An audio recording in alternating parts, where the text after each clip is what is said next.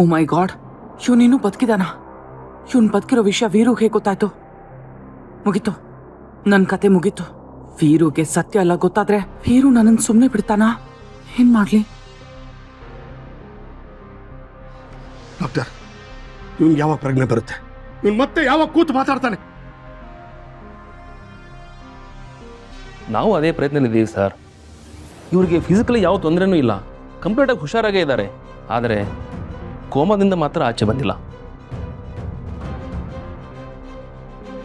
ಸತ್ಯ, ಈ ಪೃಥ್ವಿ ಬದುಕಿದ್ರು ಸತ್ಯ ಶವ ತರನೇ ಇದ್ದಾನೆ. ಹೇಗಿದ್ರು ವೀರುಗೆ ಇವನ್ ಯಾವ ಸತ್ಯ ಹೇಳಕ್ಕೂ ಆಗಲ್ಲ, ವೀರುಗೆ ಯಾವ ಸತ್ಯ ಗೊತ್ತಾಗೋದು ಇಲ್ಲ. ಪದ್ಮನಾಭ ಅವರೇ, ಸುಬ್ಬು, ನಾನು ಇವನ ಜೊತೆ ಮಾತಾಡಲೇಬೇಕು. ಡಾಕ್ಟ್ರೆ, ಎಷ್ಟು ಖರ್ಚಾದರೂ ಪರವಾಗಿಲ್ಲ, ಇವನ್ನ ಸರಿಯಾಗಿ ನೋಡ್ಕೊಳ್ಳಿ. ಇವನ್ನ ಗುಣ ಮಾಡಿ ಇವನು ಮತ್ತೆ ಪ್ರಜ್ಞೆ ಬರಬೇಕು. ನಾನು ಇವನ ಜೊತೆ ಮಾತಾಡಲೇಬೇಕು.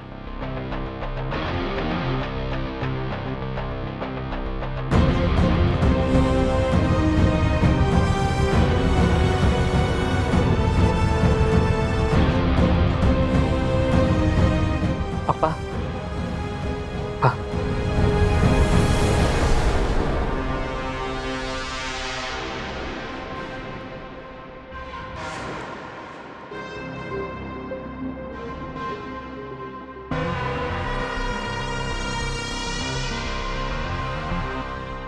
ಯಾವುದೇ ಕಾರಣಕ್ಕೂ ಇವನಿಗೆ ಪ್ರಜ್ಞೆ ಬರಬಾರ್ದು.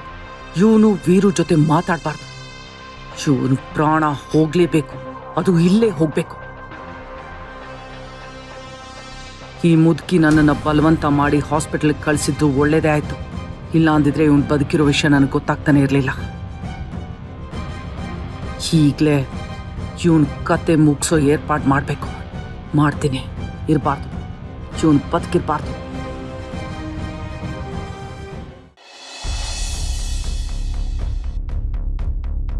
ಎಲ್ಲಮ್ಮ ಸಾವಿತ್ರಿ, ನಿಮ್ಮ ಅತ್ತೆನೇ ಕಾಣಿಸ್ತಾ ಇಲ್ಲ. ಡಾಕ್ಟರ್, ನನ್ನ ಸೊಸೆ ಹೇಗಿದ್ದಾಳೆ? ಅವಳ ಆರೋಗ್ಯ ಚೆನ್ನಾಗಿದೆ ತಾನೆ? ಮಗುಗೆ ಏನೂ ಸಮಸ್ಯೆ ಇಲ್ಲ ತಾನೆ? ಇವಳ ಆರೋಗ್ಯ, ಮಗು ಬೆಳವಣಿಗೆ ಎಲ್ಲ ಚೆನ್ನಾಗಿದೆ ತಾನೆ? All okay? ಇದೇನಿದು, ಈಟೊತ್ತು ಇಲ್ಲಿಗೆ ಯಾಕಾದ್ರೂ ಬನ್ನು ಅನ್ನೋ ಹಾಗೆ ಆಡ್ತಾ ಇದ್ರು. ಆದ್ರೆ ಇದ್ದಕ್ಕಿದ್ದಂಗೆ ಒಳ್ಳೆ ಬುದ್ಧಿ ಬಂದಾಯ್ತಲ್ಲ. ಏನು ತೊಂದರೆ ಇಲ್ಲ, ಆರಾಮಾಗಿದ್ದಾರೆ. ಮಗು ಬೆಳವಣಿಗೆ ಕೂಡ ಚೆನ್ನಾಗಿದೆ. ಆದ್ರೆ ಸ್ವಲ್ಪ ಸ್ಟ್ರೆಸ್ ತಗೋತಿದ್ದಾರೆ. ಅದ್ಬಿಟ್ರೆ ಇನ್ನೇನು ಇಶ್ಯೂ ಇಲ್ಲ. ಸಾವಿತ್ರಿ, ನೀನ್ ಯಾಕಮ್ಮ ಸ್ಟ್ರೆಸ್ ತಗೋತ್ಯಾ? ನಿನ್ಗೇನೇ ಸಮಸ್ಯೆ ಇದ್ರು ನೀನ್ ನನ್ನ ಹತ್ರ ಹೇಳು, ನಾನು ನೋಡ್ಕೋತೀನಿ. ಡಾಕ್ಟರ್, ನಾನು ಸ್ಟ್ರೆಸ್ ಎಲ್ಲ ಆಗದೆ ಇರೋ ಹಾಗೆ ನೋಡ್ಕೋತೀನಿ. ಸಣ್ಣ ಪುಟ್ಟ ಸಮಸ್ಯೆ ಇದ್ರು ನಾನೇ ಇವಳನ್ನ ನಿಮ್ಮ ಹತ್ರ ಡೈರೆಕ್ಟಾಗಿ ಕರ್ಕೊಂಡ್ಬರ್ತೀನಿ. ನನಗೆ ನನ್ನ ಸೊಸೆ ಆರೋಗ್ಯ ತುಂಬ ಇಂಪಾರ್ಟೆಂಟು. ಅವಳನ್ನ ನಾನೇ ಚೆನ್ನಾಗಿ ನೋಡ್ಕೋತೀನಿ. ನೆಕ್ಸ್ಟ್ ಟೈಮಿಂದ ಪ್ರತಿ ಸಲ ಚೆಕಪ್ಗೆ ನಾನೇ ಕರ್ಕೊಂಡ್ಬರ್ತೀನಿ. ಇವಳ ಜೊತೆ ಹಾಸ್ಪಿಟ್ಲಿಗೆ ಬಂದಿದ್ದಕ್ಕೆ ಐ ಮೀನ್ ಇಲ್ಲಿಗೆ ಬಂದಿದ್ದು ನನಗೆ ತುಂಬ ಖುಷಿ ಆಯಿತು. ಅದಕ್ಕೆ ಇನ್ನು ಮುಂದೆ ನಾನೇ ಕರ್ಕೊಂಡ್ಬರ್ತೀನಿ ಇವಳನ್ನ. ನಿಜವಾಗ್ಲೂ ಇವರೇ ಮಾತಾಡ್ತಿರೋದಾ? ಯಾಕೆ ಇಷ್ಟೊಂದು ನಾಟಕ ಮಾಡ್ತವ್ರೆ? ಸಾವಿತ್ರಿ, ನೀನ್ ನಿಜವಾಗ್ಲೂ ಅದೃಷ್ಟ ಮಾಡಿದ್ಯಮ್ಮ ಇಂಥ ಅತ್ತೆ ಪಡೆಯೋದಕ್ಕೆ. ನಾನು ರಿಪೋರ್ಟ್ಸ್ ಎಲ್ಲ ರೆಡಿ ಮಾಡಿ ರಿಸೆಪ್ಷನ್ಗೆ ಕಳಿಸಿದ್ದೀನಿ, ಅಲ್ಲೋ ಕಲೆಕ್ಟ್ ಮಾಡ್ಕೊಳ್ಳಿ. ಅಂದಾಗೆ ಸಾವಿತ್ರಿ, ಸಿರಪ್ಪು ಟ್ಯಾಬ್ಲೆಟು ಎಲ್ಲ ಟೈಮಿಗೆ ತಗೋಬೇಕು. ಚೆನ್ನಾಗಿ ಊಟ ಮಾಡಬೇಕು. ಡಾಕ್ಟರ್, ಎಲ್ಲ ನಾನು ನೋಡ್ಕೋತೀನಿ ಅಂತ ಹೇಳಿದ್ನಲ್ಲ, ಚೆನ್ನಾಗಿ ನೋಡ್ಕೋತೀನಿ. Nothing to worry. ನಾವು ಬರ್ತೀವಿ. ಓ,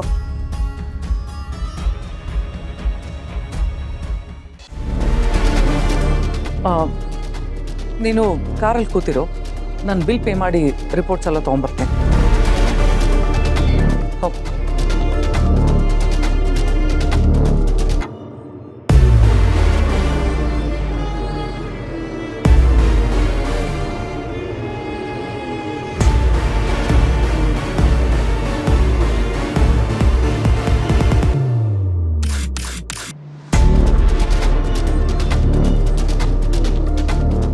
ಹಲೋ, ಇಷ್ಟು ದಿನ ಸತ್ತು ಹೋಗಿದ್ದ ಅಂತ ಅನ್ಕೊಂಡಿದ್ದ ಪೃಥ್ವಿ ಇನ್ನು ಬದುಕಿದ್ದಾನೆ.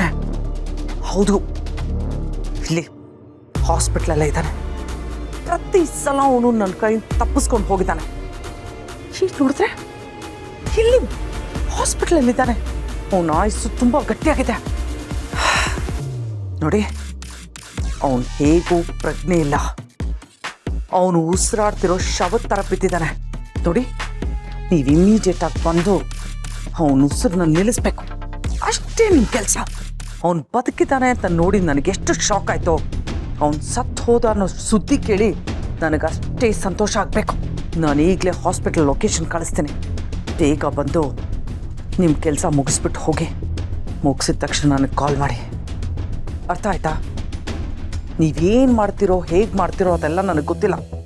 ಆದರೆ ಅವನು ನಿನ್ನ ಮುಂದೆ ಬದುಕಿರಬಾರ್ದು ಅಷ್ಟೇ. ಇಮಿಡಿಯೇಟಾಗಿ ಬನ್ನಿ.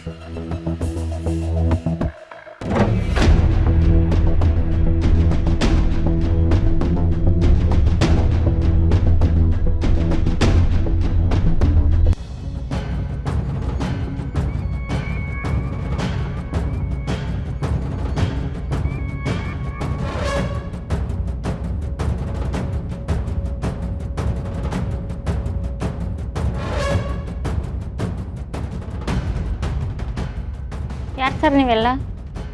ನಾವು ಪೃಥ್ವಿನ ಪೇಷಂಟ್ ಅವರಲ್ಲ, ಅವ್ರನ್ನ ನೋಡೋಕೆ ಬಂದಿದ್ವಿ. ಇಲ್ಲ ಸರ್, ಆ ರೀತಿ ನೋಡೋಕ್ಕೆಲ್ಲ ಪರ್ಮಿಷನ್ ಇಲ್ಲ. ದಯವಿಟ್ಟು ಆಚೆ ಹೋಗಿ. ಮೇಡಮ್, ಅವ್ರು ಗೊತ್ತಾ, ಮಿನಿಸ್ಟ್ರ್ ಕಡೆಯವರು ನಮ್ಮನ್ನೇ ತಡೀತಿದ್ದೀರಲ್ಲ. ಓ, ಮಿನಿಸ್ಟ್ರಿ ಕಡೆಯವರ? ಸಾರಿ ಸರ್, ಗೊತ್ತಾಗಲಿಲ್ಲ. ಪೇಷಂಟ್ಗೆ ಡಿಸ್ಟರ್ಬ್ ಆಗುತ್ತೆ ಅಂತ ಆಗಿ ಹೇಳಿದೆ. ನಾವು ಡಿಸ್ಟರ್ಬ್ ಮಾಡಿದ್ರು ಅವ್ರಿಗೆ ಗೊತ್ತಾಗಲ್ವಲ್ಲ ಮೇಡಮ್. ಕೋಮಾದಲ್ಲಿದ್ದಾರೆ ತಾನೇ ಅವರು? ಕೋಮಾದಲ್ಲಿದ್ದರೂ ಸಬ್ಕಾನ್ಷಿಯಸ್ ಆಕ್ಟಿವ್ ಆಗಿರುತ್ತೆ. ನಮ್ಮ ಮಾತುಗಳು ಅವ್ರಿಗೆ ಕೇಳಿದ್ರು ಕೇಳಿಸ್ಬೋದು. ತುಂಬ ಹೊತ್ತು ಅಲ್ಲಿ ಇರಬೇಡಿ. ಆದಷ್ಟು ಬೇಗ ನೋಡ್ಬಿಟ್ಟು ಹೊರಗಡೆ ಬಂದ್ಬಿಟ್ಟು. ಸರಿ ಮೇಡಮ್, ನಾವು ಆದಷ್ಟು ಬೇಗ ನೋಡಿ ಓಡ್ಬಿಡ್ತೀವಿ. ನೀವು ನಿಮ್ಮ ಕೆಲಸ ಮುಗಿಸ್ಕೊಳ್ಳಿ. ಸರಿ ಸರ್.